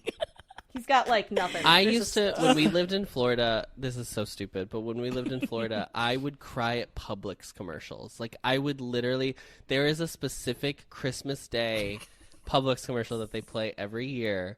And it's like the family's getting ready to have Christmas dinner or whatever.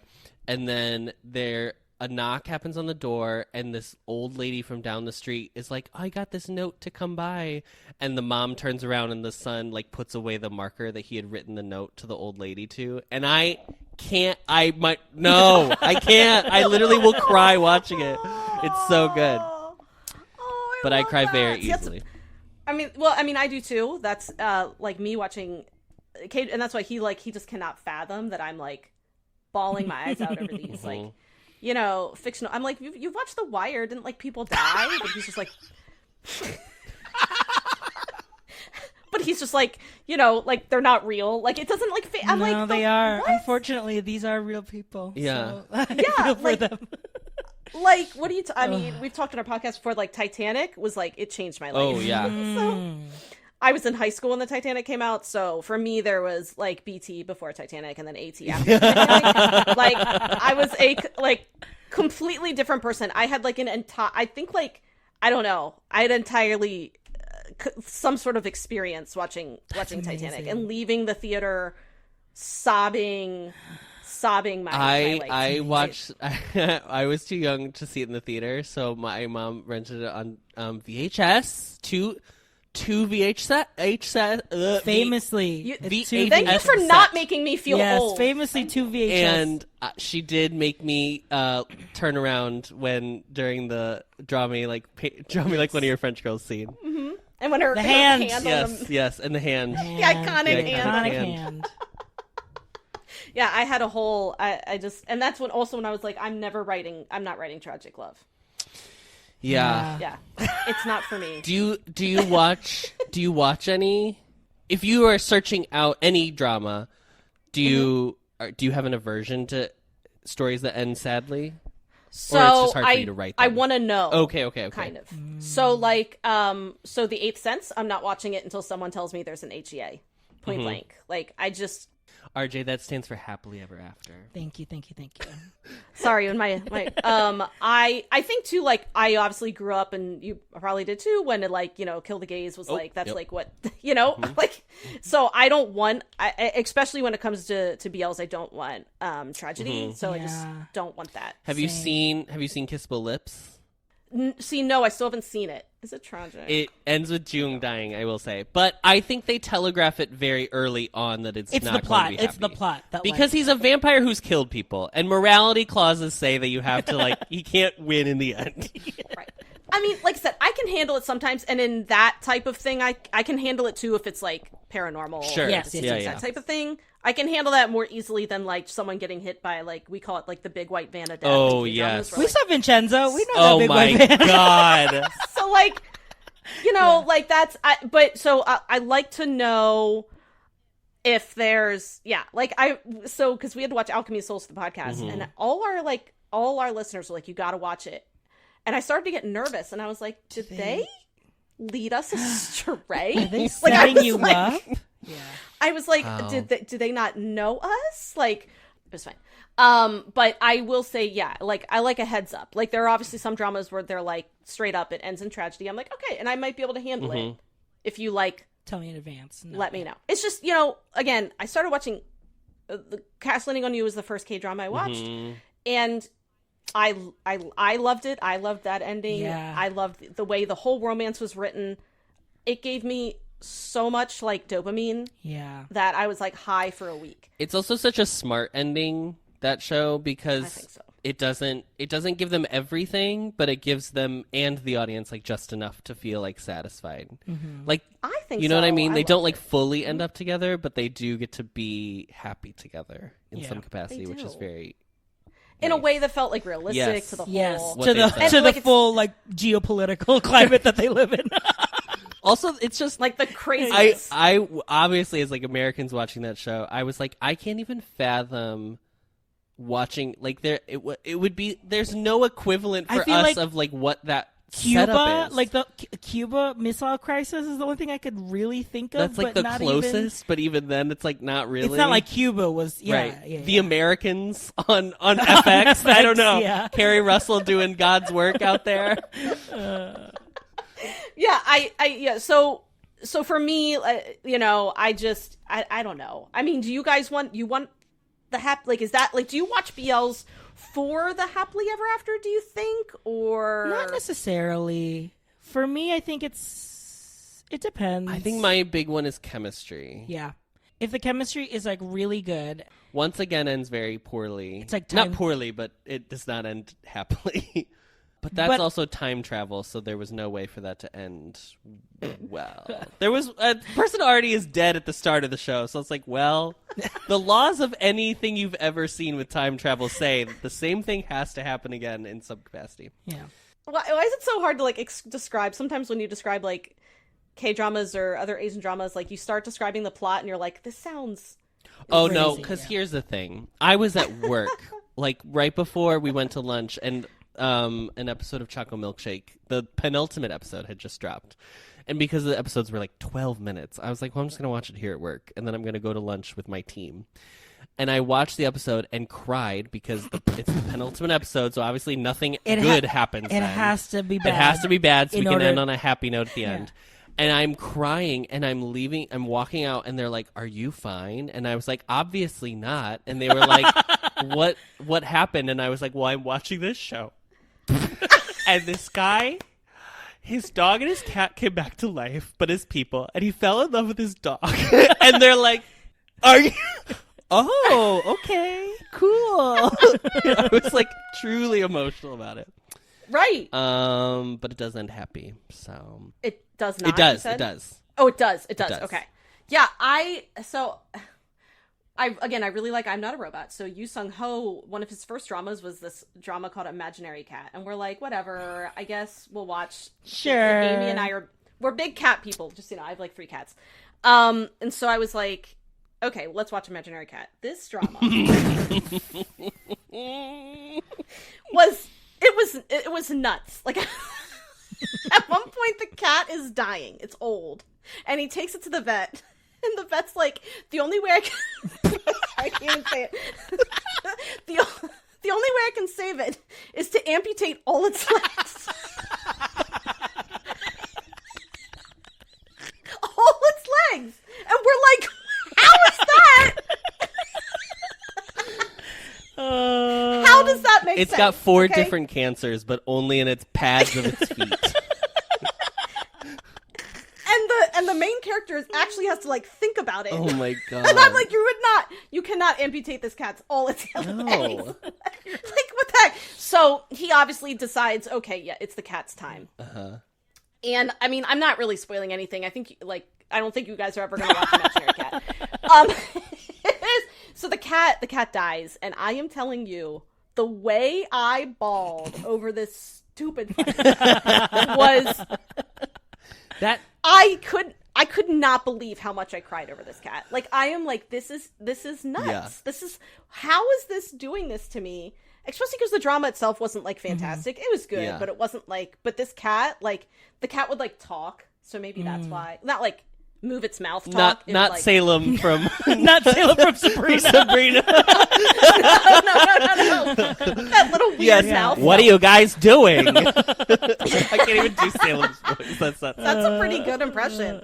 Anyway, so yeah, the way I cried over that stupid cat, and I always cry over the animals. So I get it. I would, but how do you explain that to someone? No, you can't. You sound nuts. Yeah. Okay, well, I should probably wrap up only because my daughter needs to. Oh, sure. Unfortunately. Oh gosh. And we did talk for a long did. time. I can't believe it. I'm sorry. No, because it's been so much fun. I had so Are you much kidding fun. me? We don't have anyone to talk about these things with. I know. I had a blast. Like, this was, you don't understand. Like, I've been looking forward to this all week. This is like meeting you guys is just. This is my like high touch moment. Oh, shut up!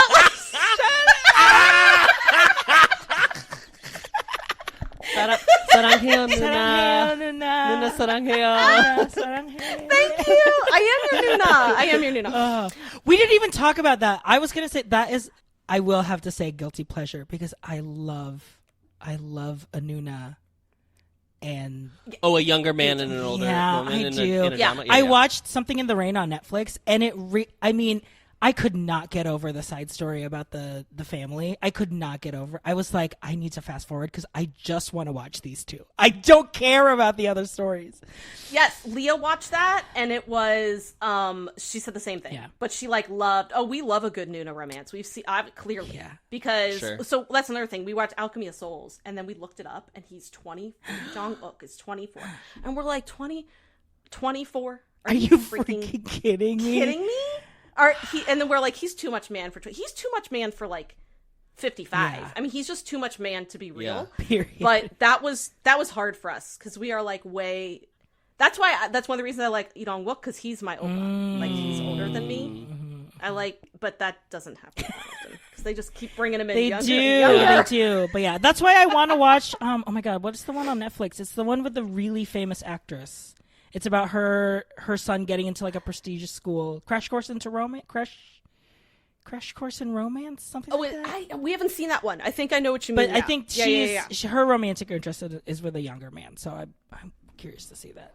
Yeah. We love a Nuna romance, clearly. But because we have to be like we're like dirty Ajmas on our on our podcast all the time. So yeah. Well, so yes, so this was my moment that I got to I got to indulge myself. I just want to say thank you so much because this was like a true joy for me. This brought me joy today. We were your guilty pleasure. Yeah, you are. Yeah. So I hope it brought you pleasure. I hope you guys had a good time. Yes. We did. And you know what? I feel good about talking about BLs now. Now I feel like this is our pilot. This is our test run. You can do it. Oh my God. And I'm sending people your way. I can't wait. So when we sign off, we just say Anyang. We're pretty simple. Oh, cute. So yeah, I'll put everything to watch, Adam and RJ, in the show notes. Please go watch them. You'll love them. Anything else you guys want to say? No. Really. Thank you. Thank you so much. Yeah, no, it was so sweet of you to have us on. Yes, very sweet. Thank you. Awesome. All right, then we can all just say Annyeong. Annyeong. Kamsahamnida. Thank you for listening to Afternoona Delight. Where can you find us outside the pod? Head on over to afternoonadelight.com. That's AfterNoonaDelight.com. You'll find links to all our social media, our book recs, K-pop and K skincare recs, and if you want even more Afternoona Delight, because really who doesn't, you can join our Patreon, where you can choose the patron level that's right for you. Join in daily K-drama conversations, listen to bonus podcast episodes just for patrons, and participate in our monthly live K-drama support group via Zoom. We can't wait for you to be a part of the community. Until next time, annyeong!